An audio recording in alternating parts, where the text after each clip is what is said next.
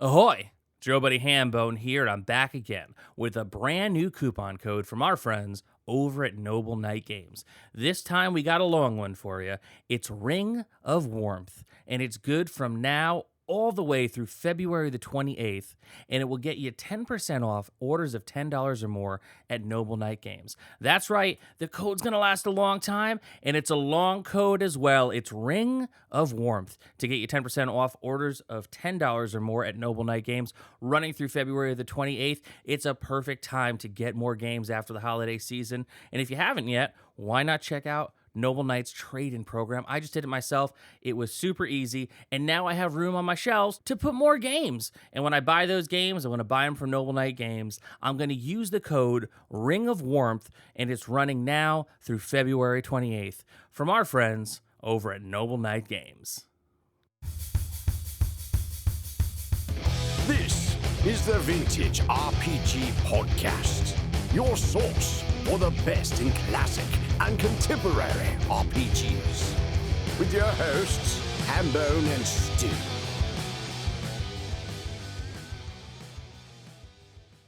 Welcome to the Vintage RPG Podcast, coming at you again from the clubhouse, hidden somewhere in the swamps of New Jersey. I'm John Hambone McGuire, and with me, as always, is the founder and publisher of Unwinnable. He said today we're going to talk about a broken sword, and I said, wouldn't that be useless in combat? Stu Horvath. Oh boy, no, you definitely. Well, no, I mean, this is a complicated joke. I got feelings. So yeah, broken sword, man. Wow. I just finished reading this novel, and what a kick in the nuts. You could hear it in my voice, I think. I'm just like, what was this thing that I just read? So who is this by? I mean, I'm going to call him Poul Anderson. By Poul? Poul? It's Poul, which throws me. But I think that's just Paul. Yeah. But maybe it's Poul. It sounds phonetically like they would say in like Britain. I should have maybe researched this, but I didn't. So Poul Anderson, who also wrote 3 Hearts and 3 Lions. He did. That book. Ah, man. Like, so it's so weird because like 3 Hearts and 3 Lions is all right. And it has like a couple really great scenes, but mostly I was left like kind of wondering why people have sort of like a strong affection for Anderson's work. And I kind of left 3 Hearts, 3 Lions, and I was just like, oh, that's enough. I don't need to read any more of his stuff. But then people kind of kept talking about the broken sword, and I was just like, okay, I'll try this one. What a goddamn book, man. Like, where was this Poul Anderson when he wrote 3 Hearts, 3 Lions? Like, this thing is just like shot out of a cannon, man. And 1954 he wrote this book, the same year as the first volume of The Lord of the Rings comes out. That's an important fact. What? It covers kind of a lot of the same, I want to say, source material, and done in a completely different way. Completely different way. So the idea here is it's sort of like a faux Norse saga, the exact kind of story you'd see in like any of the big Norse sagas. It's grim, it's bloody, everybody's kind of awful. It's set in the Viking Age, of course, and there's 2 main characters. The first is Skaflock, who's sort of like the protagonist. He is stolen by the fairies as a baby and raised by the fairies and becomes a great warrior for the fairies. And he's useful for the fairies. They did this because he can handle iron. That makes him a great warrior. That, fairies can't touch iron. His foster father, Imric, forges him like a weapon. Okay. And when he has his naming feast, one of the Norse gods comes up and is just like, here's your gift. And it's this broken sword. And everybody's just like, well, shit. Like, you don't really get an explanation of what's going on there. It's one of the minor ones. I don't remember his name. And he's just sort of like, one day he's going to need that. He can bring it to this dude. He'll reforge it. And okay. And then he leaves. And everybody's just like, well, that's not good. But then they wall up the sword and it stays there for a long time. Meanwhile, the secondary protagonist or antagonist is when the fairies take a kid, they leave a changeling in its place. As they've been known to do. Yeah. So the other main character is Valgard, who is the changeling. He presents as human, but like he's got an inhuman streak. He's a berserker. He's prone to violence. He runs with criminals. And his foster father, unbeknownst to anybody, like he thinks that that's his real dad, and he's got a whole big family. His foster father was a Viking and took his land by burning the house of the original English person who lived there. One person escapes this fire, and it's a witch, and she's really pissed off. She sells her soul to get revenge to wipe out this line, right? And that sort of sets the whole thing in motion and puts Skaflock and Valgard at odds, even though they don't know it. Like the hands of fate are pushing these two people against each other. They kind of become embroiled in this war between the elves and the trolls. Skaflock's whole family gets wiped out, except for one important person, his sister, although he doesn't know it at the time. And it would have been better had somebody told him, but a lot of people knew. Oh, no. And they didn't tell him. And bad things happen. So there's a lot of really awful things that happen in this book, right? So yeah, spoilers. We're going to spoil the crap out of this 70-year-old book. But I don't think that matters. It feels like a Norse saga. So it, like, you know what happens in the Norse sagas. They're part of like our cultural unconscious, basically. We know the feel of the stories. This kind of has that same idea. It's sort of the kind of story that you could hear over and over and over again and kind of get more and more out of it. Everybody in this book is awful. They do awful things, but there's like a weird lack of judgment about the awful things. And I'm not even going to say almost every character. Every single character, as flawed as they are, has redeeming qualities that really gives you great sympathy for them at the same time. So they're really complex and they're drawn very fast, very dynamic. It's a real hell of a read, man. Like violent and energetic, and it just goes. It's like 200 pages and it's just filled to the brim. So I feel like what you're not saying is that this odd relationship here was not so much a Lucas Luke and Leia. It was more of a Leisure Suit Larry Luke and Leia. Oh situation. Yeah. It's a huge part of the plot. They fall in love, and basically it becomes apparent to a whole bunch of people that this is like not good, but they all choose to kind of be like, well, whatever. Mostly because a lot of those people who know are fairies, and fairies are immoral. They don't subscribe to the same moral systems as humans. So like, they're sort of like, well, you know, she's Catholic, so she's going to be really upset, but everybody else should be okay with it, right? It's not that big a deal. We're chill about it in this neck of the woods. Like, whatever. They've already done it. Yeah, but when they find out, it breaks Skaflock, right? And the trolls start winning the war, and they need the super weapon to bring it back around. They go and they steal back into the castle that's fallen to the trolls. And Valgard is a general among the trolls, and they've clashed violently many times at this point. And they get the sword. They go on a quest to get the sword reforged, and the sword is absolutely terrifying. It is a sword that is actually from Norse myth called Tirfing. That one is sort of like made by dwarves to secure their freedom. It's like a hostage thing, but they bake so much black magic into this thing that it's cursed to do 3 evil deeds. And basically those evil deeds are killing people that really shouldn't have been killed. And that's sort of what Anderson does with it. He makes the sword effortlessly kill anything that you put in front of it. It cuts through stone and steel like butter. Basically, Skaflock starts swinging this thing and arms and heads go flying. 1954, like, it's not a bloody book. Like, he's not reveling in the violence, but like there's so much death. And like, he doesn't flinch away from the idea of like, oh yeah, that guy's head popped right off, you know, and rolled down the floor. Like, so many heads fall off. Yeah, he's not making sanity checks. Yeah, and Skaflock is basically a demon of vengeance at this point. The curse is, and he knows going in what the curse is. It's that it will bring you to victory. It'll give you everything you want, but it will turn on you in your hour of need and kill you. So he knows that this sword is going to kill him. It forms the template for Stormbringer. I was just going to say. It 100%, Michael Moorcock cops to it. Like, this is an incredibly important book for Moorcock's creative process.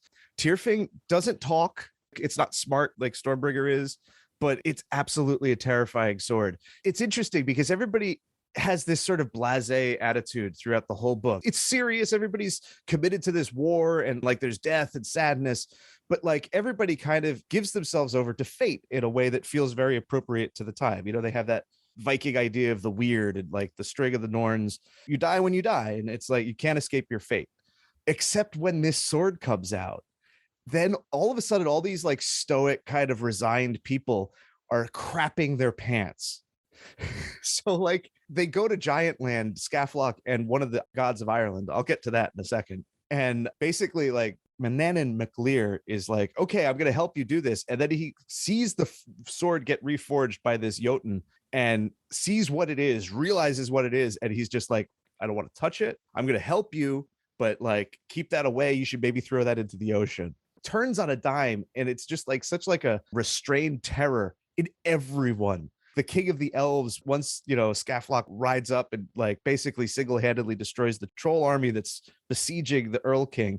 The Earl King looks at that sword and he's just like, dude, are you sure about this? And Skaflock's like, yeah. And the Earl King is just like, okay, well, you could go to England and free the elves of England. I'm going to stay here. Everybody sees this thing, and it's just such a terrifying sword. It's so cool. Like, that made a super OP sword when this dude's like, I would like to keep somewhat of an ocean between us. Please Right? leave my country. Yeah, it's so great. And the ultimate conflict is between him and his twin. It resolves great. There's no real surprises in the book. I don't feel like everything is very, very telegraphed in that way that like sagas and epic poems kind of like let you know what's coming to get you psyched. And then it delivers, and it's just like, and heads are popping off everywhere, and like so many dead trolls. Oh my god! And it's really good.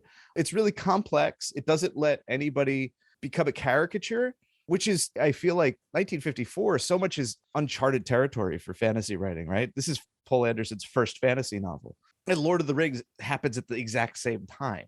And it's wild to me that like it has elves and the broken sword. There's a broken sword in Lord of the Rings. Like a lot of the source material, it all echoes each other. But like Lord of the Rings is so bloodless in comparison. And longer. And longer, much, much longer. Broken sword, the outcome of everything is in doubt. Everybody knows that they're under some sort of weird that is going to resolve, but nobody knows the exact details of it. So you don't know what's going to happen with the war or whatever. Like it's going to play out and people are going to see what happens. Whereas I think like Lord of the Rings, the real question pushing the plot isn't about like, are we going to win? It's, are we going to bother to fight? Because once they decide, okay, we're going to fight, they don't actually lose a single battle over the course of the War of the Ring. It's just, are we going to steel ourselves? Because good is going to win in the end, but does good want to win? And that's sort of the question at Lord of the Rings. So like it's sort of a much more philosophical kind of thing, and where this is a much more visceral kind of like wrestling with fate and the broken sword. Comparatively, the Lord of the Rings, even if you've never read the books, if you've seen the movies, you get it. It's a lot of very high level fantasy, I think. Whereas like this is like the WWF version of that, where it's like, this is the soap opera. We've got a big sword. Let's do this. Yeah. And that being said, I think we often take for granted where influence actually begins, because this is 1954. When you look at modern RPGs, all the tropes are there. You've got the good brother, bad brother, weird dynamic. You got the super OP sword. You've got accidental incest. You have, armies coming together to fight like a much worse thing. And the one guy who gets to be the hero, and then the magic sword that's going to betray him. Like it's all right there. And it's really ahead of its time, because you can see the line that runs through all these different types of fantasy from the start to even sci-fi, from the start to the end, from 54 on, maybe even something before this. But I mean, this is what we're really uncovering right now, and thankfully Appendix N exists so we can kind of follow that gumdrop trail through the forest. Yeah, and the interesting thing that I think in terms of influence is like it has an outsized influence. Like just the fact that it helps inspire Stormbringer is just like a huge strand of fantasy DNA. But taken on its own merits, the book is just unlike anything I've ever read. Like it's just leaps and bounds better than Three Hearts, Three Lions. And just nobody has written anything that is remotely like this, that just charges ahead like this, that is happy to be sort of morally complicated. Like it doesn't address its own moral complication. Usually like when there are moral complications as a part of a larger story, people kind of wrestle with it. Like the characters, Right. These characters don't care. It's morally complicated for us. The characters are just driving forward and like leaving their philosophy behind them for us to untangle. They are unconcerned with it. And like, it's such a strange thing to see in a novel, because like, that's sort of like the stuff that novel writers love to kind of wrestle with. It's very interesting too, because we talked about Three Hearts, Three Lions. The original publication date of Three Hearts, Three Lions is 1953. So suddenly he has Three Hearts, Three Lions, and then he jumps leaps and bounds as a writer to this. It's wild, but he has so much more control over his prose. It's so much more effective and well thought out. It's like a honed blade. it is as good as, the broken sword is. Like, it lops your head off right at the start. But that's a big jump for a year. Yeah, but like, that's how sort of inspiration works sometimes, I guess. Yeah, I guess. I mean, we're all the better for it because the fantasy DNA that we all enjoy came from somewhere, and now we're actually really seeing where it was born. Do you think The Hobbit really was the first like true this is what fantasy is book? Like that's like kind of like the big bang moment for fantasy? Yeah, I think The Hobbit is sort of a clarifying moment, like because like you have like Fafhrd of the Grey Mouser and Conan and stuff before then, but like I think that The Hobbit sort of crystallizes the idea of fantasy as sort of a marketable genre. As fantasy is a marketing term more than anything, I think. Or it was right up into the 70s. Lynn Carter, who did the Ballantine Adult Fantasy, kind of like really codifies fantasy out of Lord of the Rings and The Hobbit as a marketing term to kind of like get other stuff that had not been associated together. Like Voyage to Arcturus was never really considered, that's sort of a science fiction book or like a weird Jules Verne kind of thing, but now it's fantasy because Lynn Carter kind of puts it in the series. And yeah, so I think that The Hobbit is sort of a key building block, because before then it was just like pulp or like sword and sorcery, which Fritz Lieber termed is sort of like a nebulous term. There's nothing that says, Bronze Age or Norse saga about sword and sorcery. You could have a sword in science fiction. You can have sorcery in science fiction. So like all these things are weird. But yeah, I do think that The Hobbit is sort of a clarifying moment. Very cool. So Stu, do you have any final thoughts on the Broken Sword? I have a big one, actually. There is one more thing that I think is super influential about Broken Sword is the idea that the lands of legend have just as many countries as the real world. So, yes, we're dealing with English and Norse mythology here, but the gods of Ireland show up halfway through the book and are a very decisive part of the battle. There's a faun that shows up in England who's like a refugee from Greece, where all the Greece gods have been killed by the rise of Christianity. Like Christianity is a force. It's an actual god who's sharing space with other deities. The trolls actually enlist the help of Oni from Japan and some sort of South Asian demons. And of course, the Norse gods have a huge outsized role in this because they're manipulating the events to kind of prevent Ragnarok from happening, which is weird because like, you're like, oh, they're worried about Ragnarok, but Jesus is over there in the Holy Land doing his thing. Like, how do you square that? But like, he doesn't really care about how it all works together. He just kind of mushes it all together and it works. It's really interesting and exciting to have all those kind of characters kind of crossing over. It's like the first crossover event in a way. That is crazy. Yeah. And like Neil Gaiman totally rips this off. Like Dungeons and Dragons, the cosmology of Dungeons and Dragons is totally built out of this. It becomes something that is like second nature to like, oh, of course, like all the gods like have like a lounge where they all hang out. But in 1954, like this is really new ground. And no one really does it quite the way Anderson does in this book that I've encountered. It never feels quite as exciting or strange and unexplored, like because he just sort of does it offhandedly. He establishes this world but doesn't really explore it. It's all these question marks all over the map and you don't know what they are, so you could fill them in with your own imagination, and that's always going to be more powerful than like the Sandman, where like everybody's there and you can start charting the relationships between the pantheons and stuff. Same thing with Planescape. Like I like that stuff too, but the mystery that Anderson presents at the metaphysical setting is just so much more compelling and fun and exciting. Like 1954, that's crazy. That's wild, man. And with that said, this is another amazing episode of the Vintage RPG podcast. Where can the people find you? They can find me on Instagram at Vintage RPG. I don't have a post on the Broken Sword coming in 2022. I feel like I failed, but things could change. You never know. Hey, if you're listening to this episode at some point in 2022, there's probably going to be a post on the Broken Sword in 2023. You could find me on the Twitter and on Instagram and now on TikTok for whatever reason at John McGuire RPG. I am posting about stuff because I'm kind of doing stuff and I'm promoting stuff. If you want to check out my adventure, Rocket to Russia from 3-2-1 Action, you can do so over at our friends at Exalted Funeral, where you were going to shop anyway. So pick up my book. If you like the show, don't forget to rate, review, and subscribe. Your reviews really do help other listeners to find us. And if you really like the show, why not become a patron over at patreon.com. We've got early release episodes. We've got a behind the scenes look at Stu's book, still tentatively titled Experience Points. We've got a behind the scenes look at my book, 3-2-1 Action, Rocket to Russia, Point Nemo, and all the other good stuff that's coming out for that. And we've got early release episodes, and we've got a killer Discord community that we'd love for you to be a part of. Patreon.com/vintagerpg.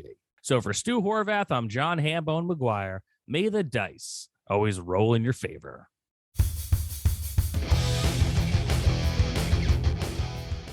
Thanks for listening. Don't forget to like, review, and subscribe to the podcast. Every review helps other listeners to find us. The Vintage RPG Podcast is a ham-fisted production. Music by Dega West. Art by Schaefer Brown. If you like the podcast, you should also consider becoming a patron at patreon.com.